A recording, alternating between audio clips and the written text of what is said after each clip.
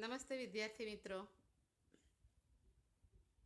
ભારત ભૂપૃષ્ઠ, આબોહવા, વનસ્પતિ અને વન્ય જીવન. આપણે આ પાઠ હવે મિત્રો ભણીશું. હું માનું છું આપણા અભ્યાસક્રમનો આ છેલ્લો પાઠ છે, કેમ કે નાગરિકના પાઠ આપણે ચાલી ગયા, ઇતિહાસના પણ ચાલી ગયા અને ભૂગોળનો આ છેલ્લો પાઠ, જેમાં આપણા દેશ વિશે એનું ભૂપૃષ્ઠ, ભૂ એટલે જમીન અને પૃષ્ઠ એટલે એના ઉપરના ભાગમાં શું આવેલું હોય, તો એમાં પર્વતો હોય, મેદાનો હોય, ઉચ્ચ પ્રદેશો હોય, બરાબર, એની આબોહવા, ઋતુઓ, ત્યાં થતી વનસ્પતિ અને ત્યાં જોવા મળતું વન્ય જીવન એટલે પ્રાણી જીવન. ભારત દેશની વાત કરીએ તો ભારત વિશાળ ભૌગોલિક વિસ્તારવાળો દેશ છે. એ ભૌગોલિક વિવિધતાઓ પણ ધરાવે છે. આ વૈવિધ્ય આપણને નવાઈ જરૂર પમાડે. કેમ? જો ઉત્તરમાં હિમાલયની પર્વતમાળા, જેના ઊંચા શિખરો પર 12 માસ બરફ છવાયેલો હોય છે. પૂર્વમાં બંગાળનો ઉપસાગર, પશ્ચિમે અરબ સાગર અને દક્ષિણમાં હિન્દ મહાસાગર આવેલા છે. તો ભારતની ચારે બાજુ શું આવેલું છે તે આપણને ખબર પડી. લગભગ 32.8 લાખ ચોરસ કિલોમીટર ક્ષેત્રફળ ધરાવે છે. અંદાજિત વ્યાપ એટલે એનો ફેલાવો ઉત્તરમાં કાશ્મીરથી લઈને દક્ષિણમાં કન્યાકુમારી સુધી લગભગ 3214 કિલોમીટર અને પૂર્વમાં અરુણાચલથી પશ્ચિમમાં ગુજરાતના કચ્છ સુધી 2933 કિલોમીટરમાં વિસ્તરેલું, એટલે એની લંબાઈ પહોળાઈ બતાવે છે મિત્રો. લાંબા સમુદ્ર કિનારા, ઊંચી ઊંચી પર્વતમાળાઓ, દૂર દૂર સુધી ફેલાયેલ નદી, મેદાનો, ઉબડ-ખાબડ ખાડા ટેકરાવાળા ઉચ્ચ પ્રદેશો અને કિનારાથી દૂર આવેલા ટાપુઓ જેવા વિવિધ ભૂમિ સ્વરૂપો અહીં જોવા મળે છે. આબોહવા અને વનસ્પતિ સાથે સંસ્કૃતિ અને ભાષાની વિવિધતા પણ આપણને ઉડીને આંખે વળગે એવી છે. એટલે આ બધું આપણને તરત દેખાઈ આવે તેવું છે. આપણા રિવાજો અને પરંપરાઓમાં ભિન્નતા જોવા મળે છે અને આ વિવિધતા અને એક રાષ્ટ્રની ભાવના આપણને વિશ્વમાં એક અનોખી ઓળખ અપાવે છે. હવે જોઈશું ભારતના પ્રાકૃતિક વિભાગો. ભારતના ભૂપૃષ્ઠની આધારે તેના પ્રાકૃતિક વિભાગો પાડવામાં આવ્યા છે. જો ઉત્તરમાં આવેલો, મિત્રો હું જ્યારે બોલું ત્યારે તમારે તમારી ચોપડીમાં જે નકશો આપેલો છે એ ખાસ જોવાનો, જેથી તમને તરત જ ખબર પડે મિત્રો.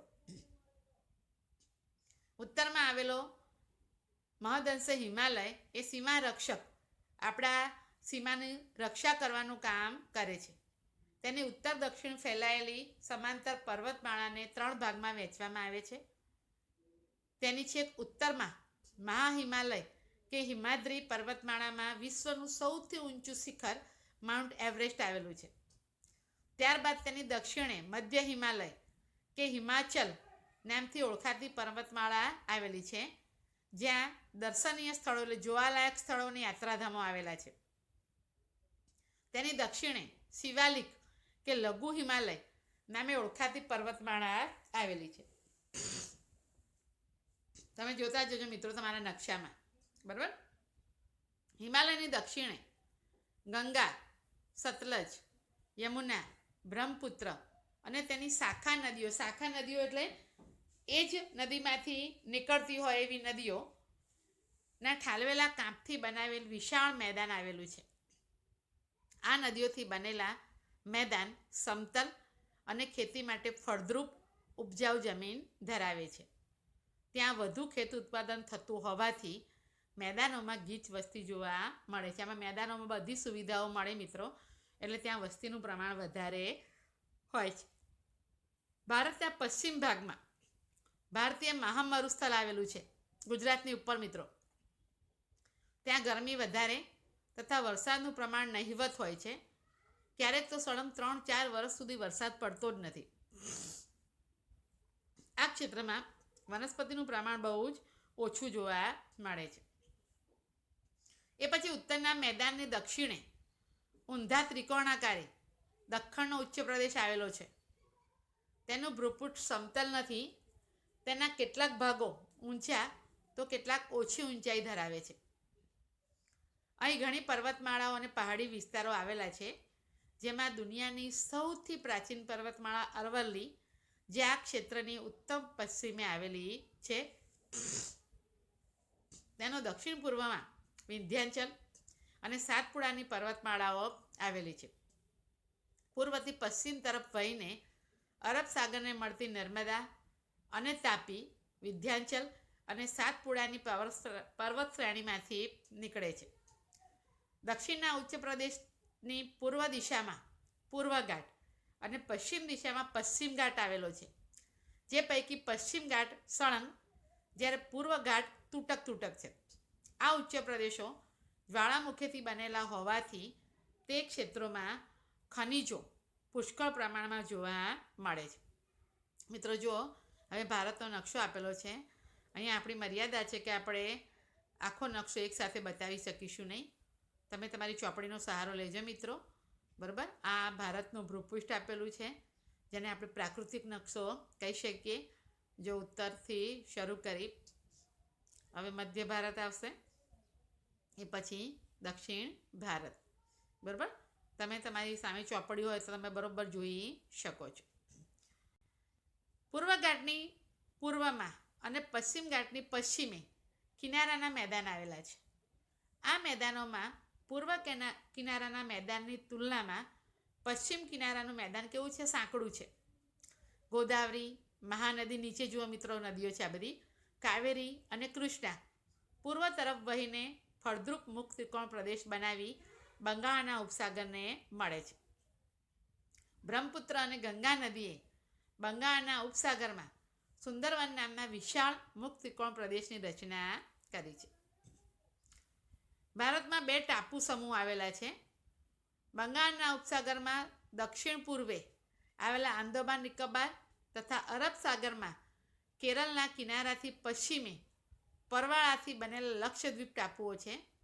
ભારતની છેક દક્ષિણે હિન્દ મહાસાગર આવેલો છે. જુઓ મિત્રો, અહીંયા આપણે ટાપુઓ જો આપેલા છે, 2 બાજુ જુઓ, તમે દેખાય છે મિત્રો?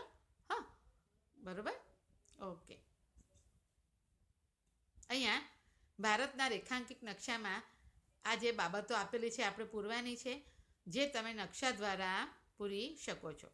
ચોપડીમાં તો નકશો સરસ આપેલો છે, પરંતુ તમે નકશા પોથીનો પણ ઉપયોગ કરી શકો છો. હવે વાતાવરણમાં થતા આબોહવાની વાત કરીએ મિત્રો.